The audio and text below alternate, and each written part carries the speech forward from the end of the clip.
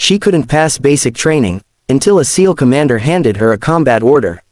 The first time Emily collapsed on the training field, she thought her dream had ended. The ground was hard beneath her palms, her lungs screamed for air, and her legs trembled like weak branches in a storm. Around her, the other recruits pushed forward, sweat dripping down their determined faces. The drill instructor's whistle cut through the air like a knife, but Emily couldn't move. She had come here to prove she could be more than just a fragile dreamer, yet in that moment, all she felt was small and defeated. Emily wasn't just any recruit. She had carried this dream since childhood, watching her father, a retired Marine, polish his medals and tell stories of courage, resilience, and brotherhood. She wanted to honor him, but deep down, she also wanted to silence every voice that had ever told her she wasn't strong enough, fast enough, or tough enough. And yet, here she was, lagging behind, failing every timed run, struggling to lift her own weight in push-ups. Every day ended with bruises on her body and doubts in her heart. The challenge wasn't just physical. It was the whispers, the sideways glances, the unspoken words of her fellow recruits who questioned why she was even there. "She won't make it," one had muttered after she dropped a 50-pound pack halfway up a hill. Another said it louder, "She's slowing us down." Emily heard it all, and though she tried to shut it out, the words echoed at night when she lay in bed, staring at the ceiling of the barracks. 2 months into training, her failures piled higher than her achievements. She was close to being dropped from the program.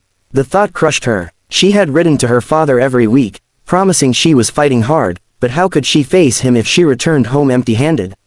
It was then, on a day that began with icy rain and ended with her breaking down in the locker room, that everything changed. The door swung open, and in walked Commander Davis, a Navy SEAL whose reputation carried weight heavier than steel. He wasn't part of her training unit, but everyone knew his name. He had led missions that never made headlines, but saved lives in silence.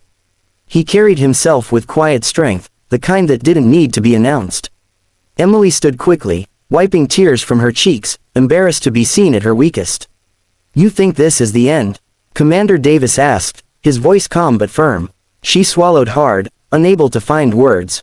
He stepped closer and placed a folded sheet of paper in her hands. It wasn't a dismissal letter. It wasn't encouragement written in polite phrases.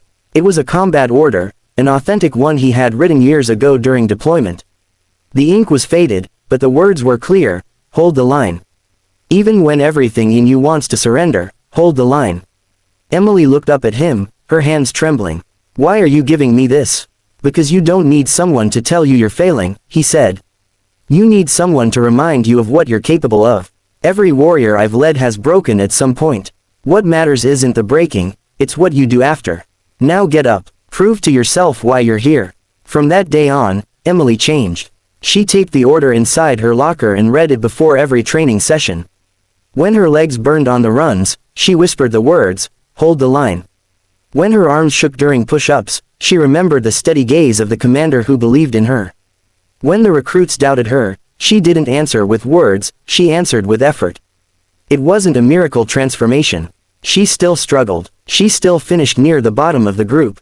But she didn't quit. Inch by inch, day by day, she grew stronger. She learned to silence the voices of doubt with the rhythm of her own determination. She learned that progress wasn't about being the best, it was about refusing to stop. By the time the final evaluation arrived, Emily was terrified. The obstacle course loomed ahead, the ultimate test she had failed twice before. She took a deep breath and remembered the paper. Hold the line. She pushed through the mud pits, climbed walls that once mocked her weakness, and dragged her body across the finish line, seconds before time ran out. She collapsed again, but this time it was different. She wasn't broken, she was free. Her instructors didn't cheer, they didn't hand her a medal. They simply nodded, a gesture that meant she had earned her place. And when Emily returned to her locker, she saw the combat order waiting for her, reminding her of how far she'd come. Years later, Emily would tell her own recruits about that day. She would hold up the same piece of paper and pass it down, not as a relic, but as a promise. When you think you can't go on, remember, your strength is often hiding just beyond the point where you want to quit. And that became her legacy. Not that she was the fastest. Not that she was the strongest. But that she was the one who refused to give up when giving up seemed like the only option. By the end, the message is clear. Sometimes all it takes is one person's belief, one powerful reminder, to transform defeat into resilience. Emily's story is not just about passing basic training, it's about finding the strength within to rise again, no matter how many times you fall.